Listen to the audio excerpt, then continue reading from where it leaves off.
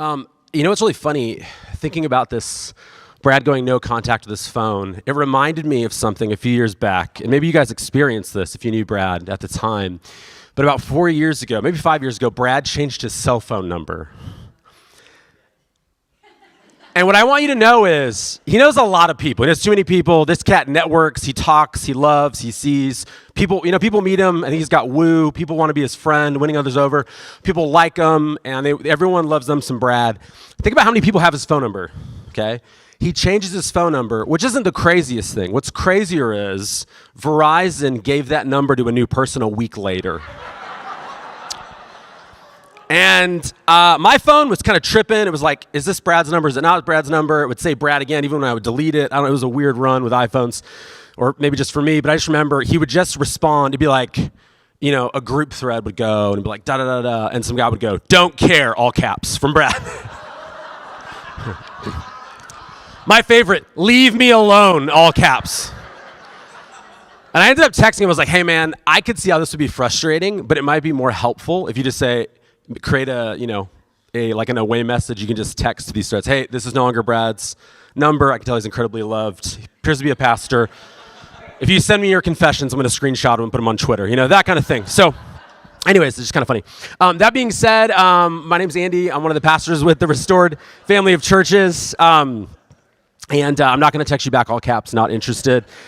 And I'm currently I've been back in school for the last year, and I'm getting some prereqs done to go to grad school to get a degree in counseling. And one of the classes I've had to take was on is on theories of personality, and it's kind of like a course where you look at like the psychology of personality, and you do a ton of personality assessments. How many of you guys like personality assessments? Right? I'm not talking like Facebook 10 years ago. Which Harry Potter character are you? I'm talking like research-based assessments that help people understand how they're wired, how they show up. Organizational psychologists love them, that love to help create workspaces. So there's like the MBTI, Myers-Briggs, kind of introvert, extrovert. There's WASP, worker style profile. And there's one assessment I love, developed by a guy named Dr. Donald Clifton. And it was kind of built out by the Gallup organization. And you might have heard of it. It's called Strengths Finders. And it was all the rage in HR departments in the 2000s, kind of in the aughts. It was like they loved it. Toby from The Office would have loved it. And so you might have taken it at work. And the idea behind StrengthsFinder is that way too many people spend time trying to make their weaknesses better as opposed to developing their strengths. Now, Donald Clifton wasn't a Christian as far as I know, and his assessment wasn't designed to test character. It was designed to test competency. And so what he would say is don't spend any time working on your weaknesses. Surround yourself with people who are strong where you're weak, and you get awesome at being you and with the strengths you have. And so we developed this system. You took a test, and there used to be 32 strengths. There's actually 34 as today. And it's kind of like a secular spiritual gifts test. And so you take it, and you have a top 5. These are your 5 themes or strengths. And they basically tell you, what are you good at? And how are you going to relate to other people who have different strengths to help you kind of figure out career, where you fit in the workplace, all that good stuff. And I have one called connectedness.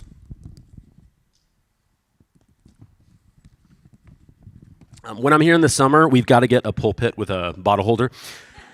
I was here a couple weeks ago, and I kicked it over 3 times. It was chaos.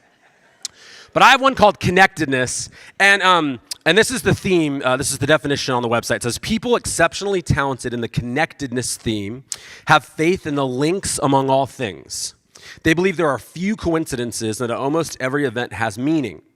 Certain of the unity of humankind, listen to this, you are a bridge builder for people of different cultures. Sensitive to the invisible hand, you can give others comfort that there is a purpose beyond our humdrum lives. The exact articles of your faith will depend on your upbringing and your culture, but your faith is strong, it sustains you and your close friends in the face of life's mysteries. So it's connecting all people, it's helping them see a big picture plan, and this sounds like a job description for an apostle written by a secular organizational psychologist. And so that's my number one strength. And so really, I geek out on the fact that we are more connected than we realize. I geek out on the fact that the world is smaller than you think. A couple years back, I was going on a trip to South Africa, and I had a layover in London, a long layover, and we were connected to a church there, and a guy that led that church said, one of my elders wants to plant a church. Can you grab lunch with him during your layover to talk to him and his wife about planting a church? And I gladly did that, and I had fun, and it was cool, and I got to go to London. And again, I grew up like in South San Diego where you don't go to London, okay? And so it was very exciting, and I just, whatever, I did that. And then 2 years later, I was on one of those like pastors' tours of Israel. They're pretty weird. Guys, there was a pastor vaping on the bus. Pastors are weird. It's a bunch of pastors like cutting loose. You're like, this is weird. I wouldn't let you be a greeter at my church. I don't know what we're doing. But that being said, I remember we were leaving what they say is King Tut's tomb. King David. And it's just a bunch of cats. They look like Pharisees. They got like the stuff going, they're reading. And I just remember I walked out of the tomb like Jesus. And I walk out, and I'm on this sidewalk in Jerusalem. And I'm from Nestor, South San Diego. And I walk out, and I just hear this girl go, Andy Rodgers, with like a British accent. And it's that girl from London 2 years ago, and her husband. And I was like, dude, I bumped into someone on the street in Jerusalem who lives in England, and I'm from San Diego. My mind was blown. And she works for an NGO. She's like, we're doing work in Jordan, and relief work. And I was like, we're Christians. We're probably going to Israel at least once to kind of see what it's all about. So we drove over. So what's up? And so that night we grabbed cocktails at this coolest speakeasy I've ever been to in the world in Jerusalem. Blew my mind. But we talked about church planting again for like 3 hours, and I have never seen them again. Now, the world is smaller than you think. Like, it blows my mind sometimes. And what I want you to catch is the world is really big, but you're connected to a bigger thing than you realize. It may not even be that the world is small. It may be that our God is big and he connects us to a big world that feels small when you consider your family, the global church. And so to look at this idea, I want to look at Colossians chapter 4, and we're going to start in verse 7. And if you're familiar with the Bible, you might be wondering, Andy, why are we going to read Colossians 4:7 on? Because when you get there, what are you going to see? A grip of names. Again, it's the final greetings. You might think, Andy, these are like the final credits at the end of a Netflix show that you normally you kind of skip to go to the next show, which, don't tell Brad, I watch TV sometimes, okay? I'm feeling like a bad boy up here. You know what I mean? Only prestige TV, not reality TV, good writing, cinematography. Fast forward the bad stuff. You get where I'm going. But if you're watching some streaming service, for me, Angel Studios or whatever, it says, it'll say like, starting the next episode, right? And again, the only people who care about the credits are probably people like some of the people in this room right now, people in the production industry. Who are in kind of show. But one time I was on a flight with Brad, and he's like, I have a friend who was a stuntman in this movie. And he watched it, and he paused it, right? He's like, Zach, dude, he's incredible, dude. He was Brad Pitt in this movie. I was like, okay. The reason the names matter is because names are people, and we're connected to people. And so as we read this section, don't get bored. What I want you to see is that Paul teaches us something about the way the early church related to each other. If you look at these names and what he says about these names, what he says about his relationship to these names. And so today we're going to talk about this idea of a family of churches. And we're going to pick up in verse 7. And before we do, I've got a fairly quick 3-point outline. 2 are short, one's kind of long. It's why a family of churches. 2, what do we receive from a family of churches? And 3, what do we contribute or give to a family of churches? I'm actually going to flip them today. What we receive is going to go last, all right? So, but to kind of help us flesh out why a family of churches, we're going to read through Colossians 4. So Colossians chapter 4, starting in verse 7. This is the Apostle Paul. And he says, Tychicus, our dearly loved brother, faithful minister, and fellow servant in the Lord, will tell you all the news about me. I have sent him to you for this very purpose, so that you may know how we are, and so that he may encourage your hearts. He is coming with Onesimus, a faithful and dearly loved brother, which is one of you. They will tell you about everything here. And so Paul points out these 2 guys, Tychicus and Onesimus, and he says, I'm sending them to you. and they're going to fill you in on the ministry I've been doing and how things are going out here. And there's this connectedness here I want you to see. That the church that he's writing to is in Colossae in modern-day Turkey. And these house churches in Colossae, they're kind of their own thing. They're local churches in one space and place. They're somewhere different. Catch this. They're somewhere different than where Paul is. He's in prison. And then he's got these other two cats, Onesimus and Tychicus. They aren't yet in Colossae, or they just got there. And they're not in prison with Paul anymore. And there's this connection happening between these people, these spaces and places. And it's like there's gospel work happening here, there, and everywhere. And I point this out because in the modern church in the West, we often think of the church as just our local church, like the whole church is us. I was part of a mega church back in the day in San Diego, and they were like, we're going to reach San Diego. Our church was like 4 million people, 6 million. You can't, TJ, like the metropolitan area, we got like 20,000 people, that's great, right? Jesus wants to reach the valley in LA with the church. Does that make sense? And it's so much bigger than we realize. Also, we often think that the church is just the church in our nation. Over the last 4 years, I've mentioned this before, some of my biggest ministry is sitting with church-burned Christians and helping them heal. But what often is in the background for a lot of church-burned Christians is podcasts that kind of slam how terrible the church is. And when we get into the details, I go, do you know they're only talking about the American evangelical church? How are you giving up on Jesus when this is a small percentage? It's a weird percentage of the church right now. I got a little too political, got a little too into, some stuff. But the church has existed for 2,000 years. And the church has existed all over the world. And the church existed hundreds of years earlier. The church took off in Ethiopia hundreds of years before it ever gets to England. And it keeps doing its thing. So the church isn't a white or a Western faith, and it's not a new faith, and it's really big. And so it's important to remember, we might be a little dysfunctional in some ways, but the church is so much bigger than that reality. And so it's important to think through historically and globally. Verse 10 says, Aristarchus, my fellow prisoner, sends you greetings, as does Mark, Barnabas' cousin, concerning whom you have received instructions. If he comes to you, welcome him. And so does Jesus, who is called Justus. We'll get into that in a second. These alone of the circumcised are my co-workers for the kingdom of God, and they have been a comfort to me. I just think it's so funny that there was a guy in the early church named Jesus. Right? Like post-resurrection, there's all these sightings. You can imagine the hype in the air. They're like, Jesus is here, right? Everyone loses their mind. People are prostrate on the ground. People are crying. And they look up, they're like, it's just Justus. We wasted the good worship on you.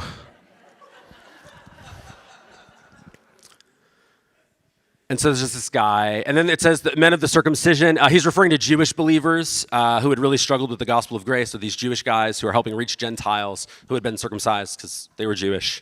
And then verse 12 says, Epaphras, who is one of you. So he's sending a guy named Epaphras, or a guy's been sent named Epaphras. He's one of you. He's from Colossae. He's one of you, a servant of Christ Jesus, sends you greetings. He's always wrestling for you in his prayers so that you can stand mature and fully assured in everything God wills.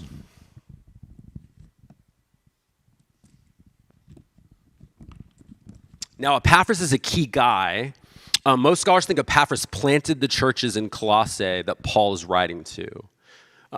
A lot of them think he's like a pastor. And again, he sounds like a pastor, right? He's praying for them all the time. He's struggling to see them be mature disciples. It sounds like Brad, honestly. So he's this key guy. And most people think that he sat under the Apostle Paul's ministry, that he was discipled and developed as a leader, and he was raised up and sent out. And then since then, something started to happen in Colossae. And again, it's really cool because we're, what are you guys, 7, 8 years old? How old are you guys now? 8 years old, you guys. That's incredible. When Brad and Sarah came up here to plant this church, their dream was that people would meet Jesus. And they have. They came up not knowing the names and faces of the men and women who would meet Jesus. But Jesus met these people through this church. And you guys are experiencing the ministry of that. And what I want you to catch is Brad and Sarah came back to where they were from. And this is what happens with Epaphras. And this is still what we do. All of the churches we've planted in our family of churches, with the exception of the gal we sent to India and the couple we sent to North Africa, are people we sent back to their hometown, their home region, to start a new church. Even our team in North Africa, they've reached people who are reaching people in their neighborhood now. They like gather and then they go out. And so there's this idea that Jesus changes us and then he gives us a sphere of influence to help people meet Jesus.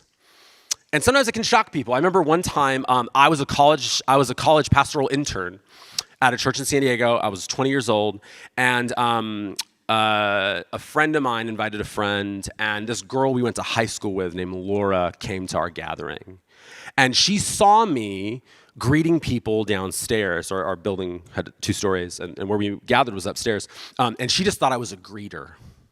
And she said out loud in front of everybody, "Andy Rodgers, you're the last person I expect to see at church." And then 15 minutes later, after our weird college group icebreaker, I got up to preach. Now, she had a point. If I was the old Andy Rodgers who had not met Jesus 4 years ago, I would have no business being, preaching or doing anything at church. It would be hypocrisy. But what she got to see, and she told me this, she's like, you've changed a lot. I'm like, yeah, Jesus did that. The old Andy Rodgers, that guy was nailed to the cross with Jesus, and a new one's rose again back to him. This guy does have business preaching because he has a story, and he's been changed. And so we send people back to their hometowns where people go, "I thought I knew you, but you're so different. I want to know who you know." And so Epaphras goes from Ephesus, by the way, a nice-sized city, a cool city, a cosmopolitan city. The eats would have been good. The gram postings would have been good. And he goes to Colossae, a very small town. You know Colossae because it's in the New Testament. Back in the day, people would have been like, "Where's that?" I think they do like wool. They got like a wool game. They have like a lot of wool. I think they do wool, right? And that was it. That was their industry. They were like a second-rate wool producer in the Roman Empire. Colossae wasn't Rome or Corinth or Ephesus. Colossae wasn't LA, New York, London, or Tokyo. Colossae was like Barstow. You know what I mean? Sorry. If you're from Barstow, I'll pray for you. It has redeeming value. If you're driving to Vegas and you need a restroom, the Del Taco's got clean restrooms. It's this small, again, I'm from Nestor. We actually have one of the best media places in America now that we didn't have when I was a kid, though. You know what I mean? So, but there was this small, seemingly insignificant place that Epaphras is from, but Epaphras he goes back to this place where he's from. And I want to ask you where you're from. Like what town, what place, what street, what state, what people group, what nation.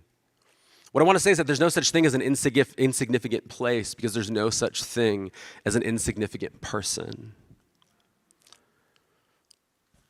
I had a friend of mine who was a pastor, and he owned a condo in Point Loma. It's near Point Loma, Naz. Some of you guys know about it. It's a beautiful part of San Diego. And he moved to Hemet. Hemet's rough, man. It just is. It's rough. I'm not trying to make fun of it. And he was moving there because there was a massive methamphetamine epidemic that was wiping out families. And he said, "Man, someone's got to go there." And he started a church, take over a church, and then they started like a rehab, and it's helped a ton of people. And it takes someone stepping in. Jesus had a wayflyer location in heaven. He chooses to step down into humanity and the incarnation to meet us where we're at. And God may call you somewhere that's not as cool, but it's going to be worth it. And so, maybe there's some Epaphrases in the room right now where God's calling you to start a ministry or a church somewhere. And maybe you're not ready. That's fine. Get ready. But I think God wants to do something in and through this church over the years. Verse 13, "For I testify about him," Epaphras, "that he works hard for you, for those in Laodicea and for those in Hierapolis, 2 other cities." Verse 14, "Luke, the dearly loved physician, and Demas send you greetings. Give my greetings to the brothers and sisters in Laodicea and Nympha and the church in her home, and to Nympha. After this letter has been read at your gathering, have it read also in the church of the Laodiceans, and see too that you also read the letter from Laodicea, and tell Archippus, pay attention to the ministry you've received in the Lord so that you can accomplish it. I, Paul, am writing this greeting with my own hand. Remember my chains. Grace to you.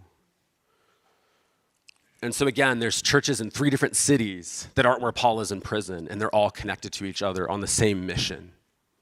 And they know each other. It's not just like, oh yeah, we're a denomination. We got missionaries in Indonesia or something. I think we give $100 a month to that or something. It's we know them. We eat at their table. We've seen them. We know them well enough to know they've sacrificed for us. And so he says, hey, you guys know Onesimus. He's with me, right? Say what's up to the church in Laodicea, right? Go say hey to the church in Uptown. There's this familial connection going on outside of the context that Paul is in and outside of the context that the Colossian church is in. Sadly, many Christians today in America couldn't write a letter like this because church is a service they go to once a week. It's not a community they belong to, and it's just one place. But again, Paul thinks the church should be summed up with words like intimacy and adventure. A lot of people think church is boring and fake. Paul's like, no. This is a family where you can be known and loved and enter into a global adventure. That's the church I want to give my kids. That's the story I want to call all the men and women in our church to. And it's the story that Jesus calls all of us into. And so a family of churches is a group of churches that work together. They're in different spaces and places, different ethnicities, different countries, even different languages spoken in gatherings, but a united hearts. They're gathered around the gospel and relationships and mission. So we're united by Jesus, our relationships with each other, and our mission. Does that make sense? And it's a little more intimate than just any relationship to any Christian, any place, in any space. We've got a shared mission. We work on projects together. We're raising money for the same thing. And we've got shared relationships. We can only know so many people. Some sociologists say you can only really know 6 people well, right? So if we know everyone, we don't know anyone. So it's a pocket of the global church that chooses to work together in a certain time in history. And so I'm going to look at 2 things. What do we give in a family of churches, and what do we receive? And the first thing we give is prayer. Prayer.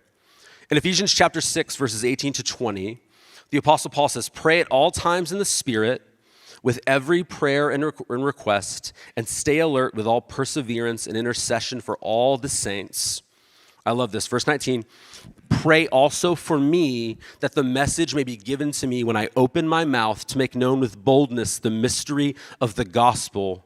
For this I am an ambassador in chains. Pray that I might be bold enough to speak about it as I should. I love that the Apostle Paul is so bold that he's in prison for preaching Jesus. And he's like, pray that I'd be bolder. Pray I don't punk out with the prison guards. We even see in the New Testament, pray I don't worry that people like me. Peter has that in Galatians. Pray I can be bold. If Paul needed prayer to be bold enough to share the gospel, you and I need it at work, and we need it wherever we go. But again, I love it. He's saying, pray for me. I'm not in your church. I'm not in your small group during prayer request time. I'm in another space and place, and you care about me, and you think about me. I don't know if you know this, but on Wednesday, it's going to be May 29th. You guys know what May 29th is, right? You guys know? Nobody? I'll tell you what it is. It's the South African national elections. We have a church there in Durban. And there's some amazing people there. People like Eugene and Tabane and Jamie and Lisa and Amanda and Vukile and these people that we know. And everyone's saying this is the most important election since Nelson Mandela became president. And right now, this Sunday, thousands of pastors are doing a training to stand at polls to keep the violence down. They're doing training on peace. I know we think our elections are crazy. They're not that crazy. They're ridiculous because there's so much violence anticipated in the nation. And we don't even think about that. And so, pray for them this week, for the nation. But you actually know people there. They've ministered in this church. Pray for Harbor City. Pray for their protection.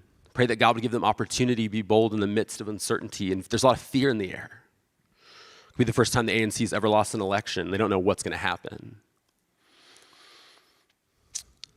And so there's these big things. We pray for brothers and sisters. I have a friend of mine, leads a church in Dubai, and I just remember a few years back, he got in a car accident in Dubai, and he was scheduled to do a ministry trip to Zimbabwe and to minister in some villages there. And the trip got delayed because he got in a car accident. And 6 months later or something, it must have been sooner, I don't know, 3 to 6 months later, he flies into Zimbabwe. He made it. It was really serious. And he gets there. And people come running to him, to his car. And he gets out. And they're like, is Rob okay? Is Rob okay? Is Rob okay? And he just goes, no. And he meant like, I had a long trip and I'm tired. And then they go, Rob dead. No, right? And he's like, no, I'm Rob. And I'm okay. And then the leader of that church said, hey, they fasted and prayed for a week that you'd make it through. They never met him, but there was enough relational connection. You guys get that? I can tell you a million smaller stories, but man, prayer matters. If we have the worldview of Jesus, prayer actually matters. It's not a thing we do to feel better. It matters. It matters more than thoughts. People always trash thoughts and prayers. You can trash thoughts all day. If you're a Christian, do not trash prayer. We give people, another thing we get the 3 P's, prayer, people. Ephesians, again, 6:21-22. Again, Tychicus, our dearly loved brother and faithful servant in the Lord, will tell you all the news about me so that you may be informed. I'm sending him to you for this reason, to let you know how we are and to encourage your hearts. We send men and women all the time to different spaces and places to encourage people's hearts. And giving people looks different at different times. We sent Tom and Ebony Logue to South Bay with Danny and Monique to help plant that church, and then they ended up going up to Temecula to plant a church later on that they now lead. We sent Paul and Nicole Pham up here to help start this church with Brad and Sarah, and now they're back. They call it their time in the valley, you know what I mean? The literal valley. People have been like, "How are you looking forward to the summer?" I'm like, I just think it's going to be a valley season, you guys. That's a good pastor joke. But short term, there's going to be a trip to South Africa in September of this year. We'd love for you to go. And Jamie said, we don't know how it's going to be, though. So just know that. Again, short term, I'm going to be kind of like the interim pastor over the summer here. I'll be living here in July. I'll be preaching probably more than you want me to. But I'll be here. And then medium term, right? Like I mentioned, we send people to start churches. And then long term, we have a couple that moved to North Africa. They learned the local Arabic dialect that's spoken by about 3 million people in the whole world. And they're crushing it ministering. And it's been hard for them, but they're crushing it. And so there's this beautiful thing happening where we send people to spaces and places. And then lastly, we give provision. Provision, AKA money, okay? AKA money. One of the things Brad said, he's like, man, it'd be good to like lay out what the Family of Church's money's for and give love, because people are like, what is it? And I was like, oh, that actually makes sense. I wasn't trying to cover anything up. I just was like, oh, we haven't ever been funded. So it's like the money's going to everything because we always have to just figure it out with like no resources or very few resources. And so, you see all throughout the New Testament, Paul in Philippians especially, and I don't have time, but you can read Philippians. It's all about him basically thanking them for supporting him financially as an apostolic leader ministering in other churches so that he didn't have to ask some churches for money because they thought he had motives. He was trying to get rich. He's like, hey, you don't even pay me. Over the last, however long now, I think 7 Give Loves, we've raised about $832,000 across this family of churches. Next year, we're going to hit $1 million next year. We got to do it, right? That being said, because we have another church plant in Rancho that like needs funding. It's crazy. It's like God keeps doing this really cool thing.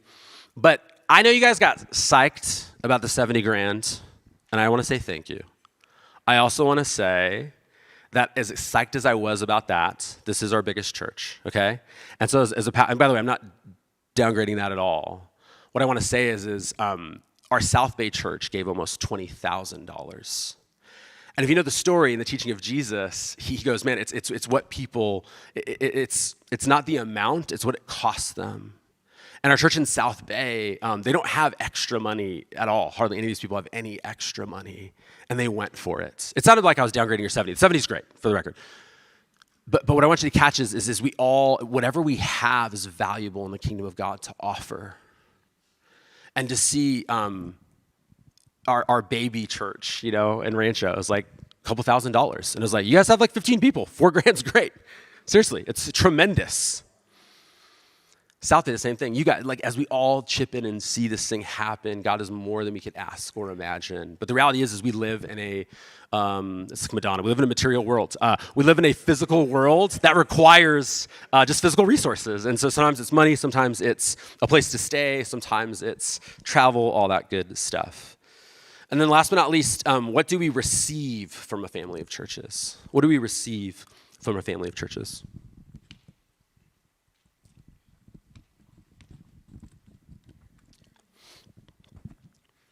The first thing we receive is we receive insight. We receive insight. I recently did a coaching training, not like football coaching, like helping people, leadership coaching training. And I remember they said people need help to see themselves accurately. Very few people have someone who knows them, loves them, and will be honest about what they see. So again, we have blind spots. Whether you know it or not, there's things about you people see that you don't see. And sometimes they're bad, but sometimes they're good. Sometimes our blind spots are good, and we need someone to, honoring, if you guys are familiar with the idea of honoring someone, honoring biblically is pointing out the work of God in someone's life. Hey, I want to honor what's happening in your life and how God uses you. Does that make sense? And by the way, this is why people fall in love with therapists. Because a lot of therapists, bad therapists just tell you what's great about you, and they don't tell you what you need to work on, which absolutely happens. Good therapists do both. But they go, man, do you know how amazing what you're doing is? You're like, it is pretty, you're crying. You're like, it is amazing, you know? Where did you learn to do that? You should know how to do that with your story, right? And again, as Christian, we can go, that's true, and also Jesus is doing something in my life.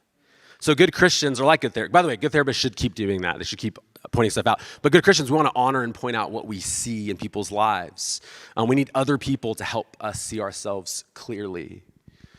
Which, by the way, I just want to say one more time. I wasn't trying to downgrade the money you guys gave. I feel really like bummed out on myself. That was like I'm like, that's not what I was trying to get at. I was just trying to point out the sacrifice of a church that had less, like Paul did with the Macedonians or whatever. I'm so grateful for what you guys gave. Like, I feel like yeah. It wasn't in my notes, just so you guys know, and I just want to say that everyone commits matters, but thank you so much, genuinely. It's a blind spot. I'm really aware of it, so I just want to say that. But we need help to see ourselves clearly. I went to I don't know what you guys do for fun, but I go to trauma healing narrative conferences. And me and Ashley and Danny, we went to a trauma healing narrative conference with a guy named Dan Allender a few months back, and he told this story, and it cracked me up. And he just said, you know, he's a counselor in his 70s and a pretty wise guy. He's written some really good books. But he also is the president of a grad school, the Seattle School of Theology and Psychology. And he just talks about a day where he had a really bad day and he had a really bad meeting.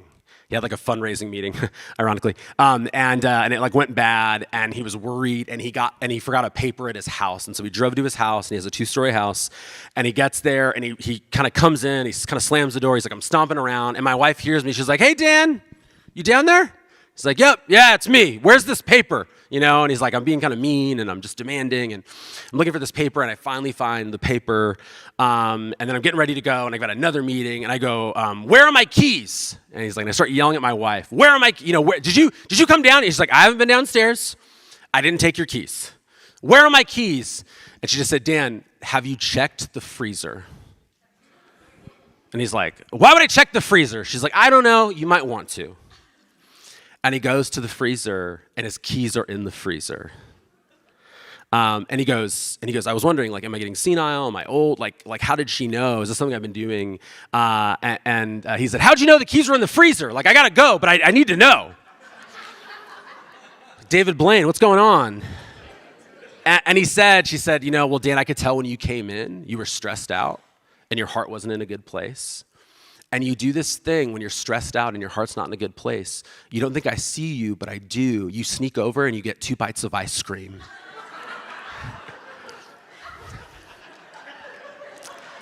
And so I just thought maybe you did that, and maybe you left your keys there, right? Like, we all have blind spots. We all have things that other people can see that we can't see. And here's the thing, pretty much every New Testament church Paul writes to has things he affirms about them and things he rebukes them for.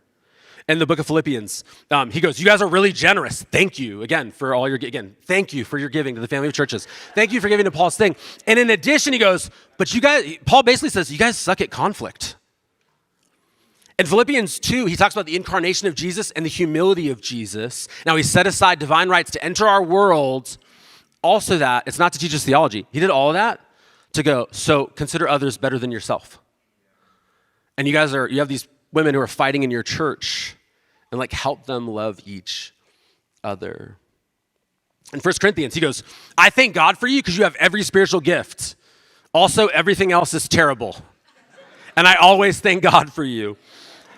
In the book of Revelation, Jesus says, here's what I commend you for, and here's what I have against you. Right? Churches are like people. They can have things they get used to that might be unhealthy and glaring to other people. And they have phenomenal things they need to keep doing. They need to grow in. And so we receive insight. We also receive spiritual gifts. Again, in siloed autonomous churches, usually the church is just subject to one, maybe two leadership giftings, right? But the Bible says that, again, Brad taught on this a few weeks ago, apostles, prophets, evangelists, shepherds, teachers. You look it up, Ephesians 4, 11 to 16. He taught it better than I would. So read it again. But if you remember, he talked about these different giftings do different things to help us take on different attributes of Jesus, to look like Jesus. And so some churches tend to be good at evangelism, but weak with theology, or good with theology, but bad with shepherding. There's a church in the Midwest that a couple of years back had a Hebrew class for new moms of infants. Maybe that's not what they needed.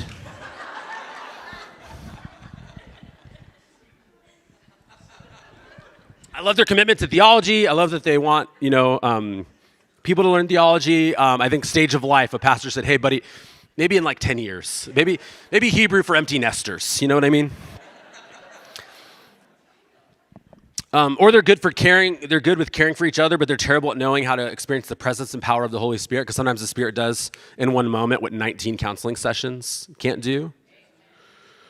Don't use that as a cop-out, though. You got to deal with your stuff. Don't over-spiritualize.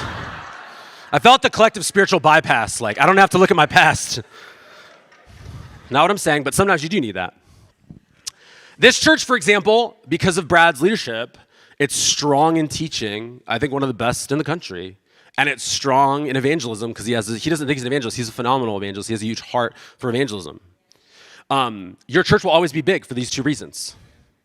Because non-Christians will get saved and join, and Christians just love to learn Bible stuff. Like, I'm not leaving, I'm getting fed, right? And Brad's gonna have to go, hey, you gotta burn off some of these spiritual calories, dude. Like, you know a lot of Greek, but you don't love people, right? Like, get out there and do something, So again, Brad will send you guys out into the community. But again, we need different spiritual gifts. This is why we do the Family of Churches retreat, which this year is the Family of Churches Summit. I can't encourage you enough to sign up. Again, a few years back, Brad, if you guys remember, Brad had this encounter with Jesus when Tom was ministering, and he said for like 2 hours, he sat there, hour and a half or something, he sat there with Jesus and just felt loved. That never happens when I talk. People are like, I feel bored and tired, right? That happened. We had someone delivered of a demon during the same, or last year. It was like a side thing. It was like so many things happened in the room. Another guy felt called to plant a church for the first time. Scott Stroman, he's leading Restored Rancher now. All that stuff was happening. Next weekend, we're doing a Family of Churches retreat in Denver. And the Anthem Denver Church, to kind of come alongside them. Again, they have, I know it feels hard for us to get to a retreat in SoCal.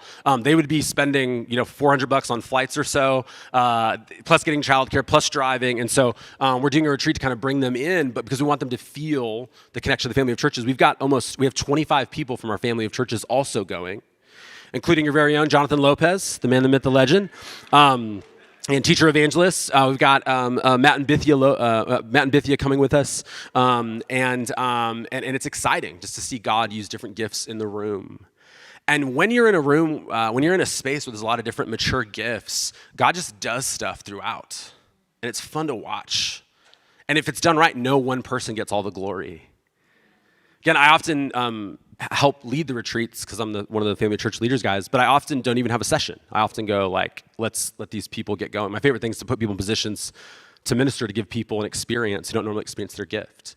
And so we have different men and women who do that. I remember my wife and I, on our sabbatical, we went to Spain for a month. We were gifted this house that was insane. And while we were there, my wife, she's Puerto Rican, she's a quarter Puerto Rican, and her grandfather was he was Puerto Rican, but he was very Spaniard. He was actually a classical flamenco guitarist. And so she grew up dancing flamenco. It was kind of funny. And no one else did it. But we were there, and we went to Sevilla, and we were like, everyone does flamenco here. She's like, dude, people are getting down to business. And one of the coolest things about a flamenco show, like, I didn't think it would happen. I cried watching this guy basically tap dance, right? But what happens is you have a guy kind of tocar la guitarra, and you've got a singer, and you've got a dancer. And what happens throughout the show, it's kind of similar to a jazz show, it might have been an easier metaphor to use, is people just kind of go, hey, check out this dancer for a second. Let's take them in. And check out this singer for a second. Let's check out this guitarist for a second. And let's experience what they're bringing to the table. And those spaces are like that. So the Family of Churches Summit, it's going to be only about an hour 20 away for you guys. Please sign up. It's going to be like $120, and it's only for a day. And it leads us to the last thing we receive, which is we receive support. We receive support. So we receive spiritual gifts, we receive insight and equipping, but we also receive support.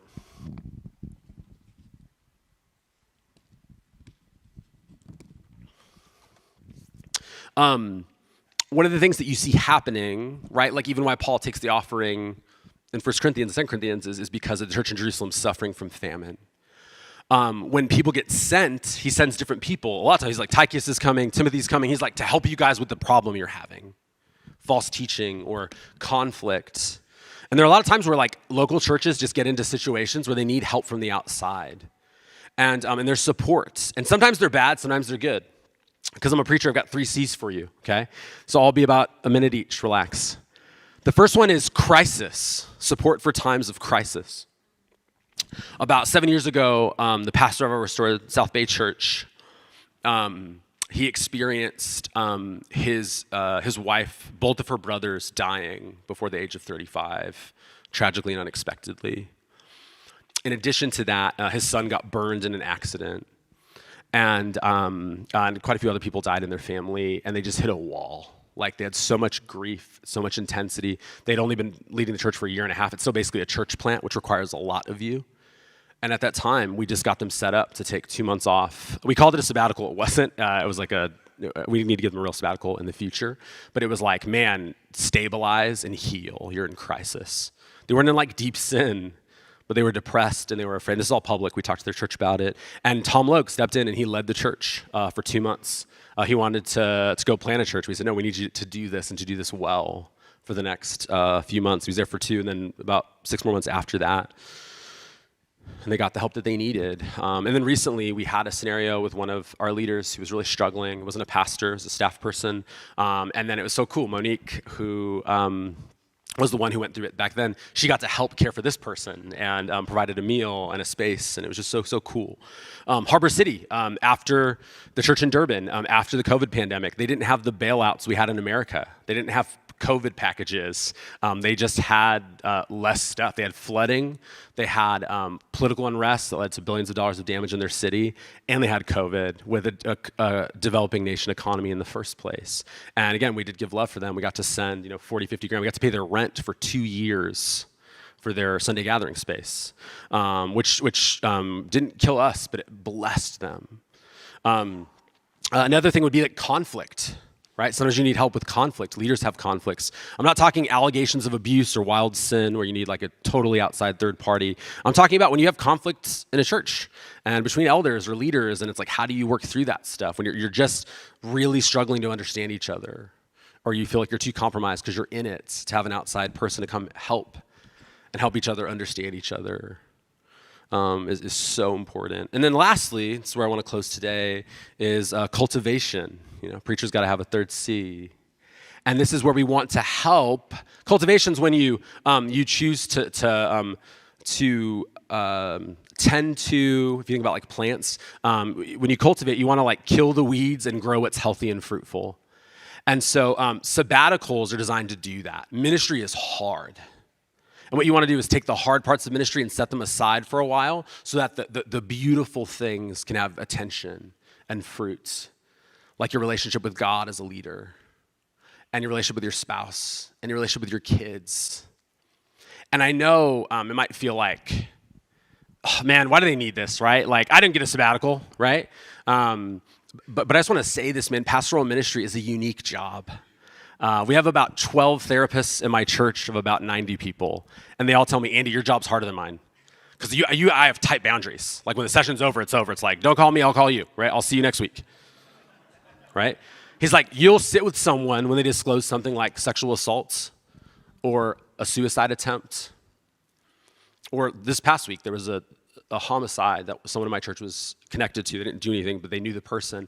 And we sit in rooms every week. I forget every week that some people never sit in their lives, and the cumulative effect of that. It's even harder, by the way, if you love people. So one thing, you're like, I'm in these tough rooms, I don't even care. No one's ever talked to Sarah Sarian and thought, her heart's not in it, you know what I mean? Just mailing it in, right? They love you guys. And so again, to have space, ministry, it's a weird job. It's like a lifestyle job, but it's not glamorous. It's not like a lifestyle job like a reality star. It's like, it's a vocation that takes a lot from you. And throughout church history, sabbaticals have been really helpful. And the data says that they really help pastors stay in ministry. Some wild stats. Pastors that have sabbaticals are about 300% more likely to still be at their church 10 years later, which is not the case usually.